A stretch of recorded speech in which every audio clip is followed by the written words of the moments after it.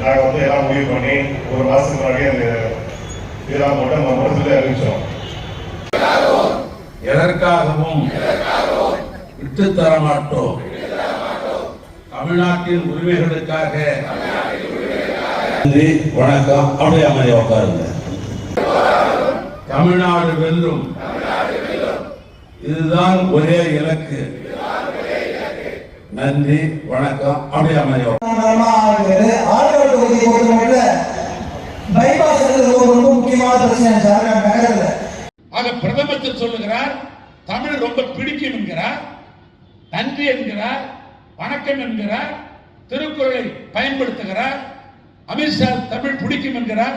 நான் கேட்க விரும்புவதெல்லாம் 4000 ஆண்டுகளுக்கு முற்பட்ட மொழியாக இருக்கிற எங்களுடைய தமிழை பிடிக்கும் என்று சொல்லுபவர்கள், காசியில தமிழ் சங்கத்தை நாம் உருவாக்குகிறோம் என்று சொல்லுபவர்கள், நான் உங்களை கேட்க விரும்புவது, எங்களுடைய மொழி 4000 ஆண்டு பழமையான ஒரு மொழி எங்களுடைய மொழி, 500 ஆண்டுக்கு உட்பட்ட மொழி இந்தி மொழி. அப்படி என்று சொன்னால் பிரதம அமைச்சர் நியாயமாக என்ன முடிவெடுத்திருக்க வேண்டும்? இந்தியாவுடைய பழமையான மொழியாக இருக்கிற தமிழ்தான் இந்தியாவுடைய ஆட்சி மொழியாக இருக்க வேண்டும் என்று நீங்கள் முடிவெடுத்திருக்க வேண்டும். ஆனா அதை விட்டுவிட்டு இந்திய ஆட்சி மொழி ஆக்குவதற்கு துடிக்கிறீர்கள். என்ன காரணம்? இந்திய ஆட்சி மொழி ஆக்கி அதை எங்கள் பிள்ளைகள் படிப்பதன் மூலமாக எங்களுக்கு என்ன நன்மை? நான் கேட்க விரும்புவது, தமிழ்நாட்டிலே ஆங்கில படிப்பு படித்தவர்கள் இங்கிருந்து வெளிநாட்டுக்கு போய் கை நிறைய டாலர் சம்பாதித்து இந்தியாவுடைய பொருளாதாரத்தை உயர்த்துகிறார்கள். ஆங்கிலம் படித்தவர்கள், இருமொழி கொள்கை உள்ளவர்கள்.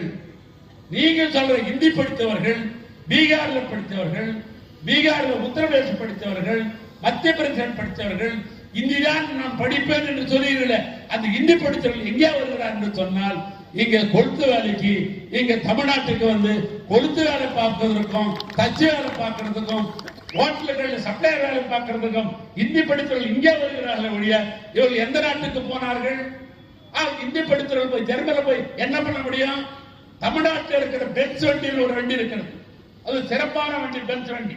எனக்கு கிடைத்த தகவலே சொல்லுகிறேன்.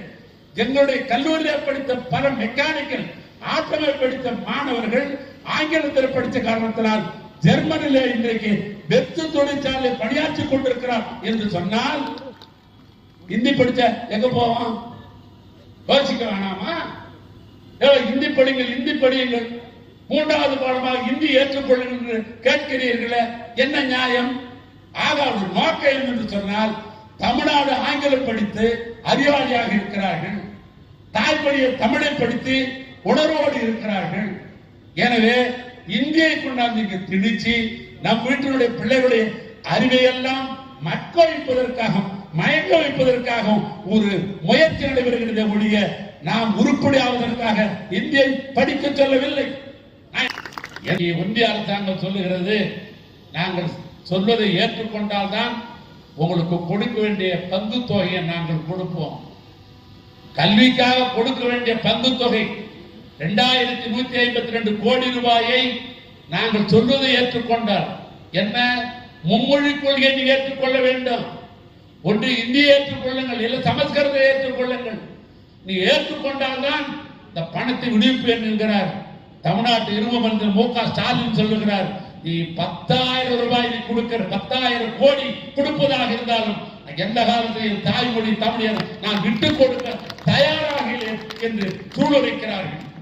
இந்த ரஷ்யாவுடைய ஜோசப் ஸ்டாலின் மொழிக்காக போராடினாரோ, அந்த மொழியை காப்பாற்றுவதற்காக அந்த ஜோசப் ஸ்டாலின் எந்த போராடினானோ அந்த இரும மனிதன், அதே தமிழ்நாட்டுடைய இரும மனிதனாக இருக்கிற அருமையண்ணன் மு க ஸ்டாலின் இந்த மொழிக்காக தன்னையும் இன்றைக்கு தயாராக இருக்கிறார்.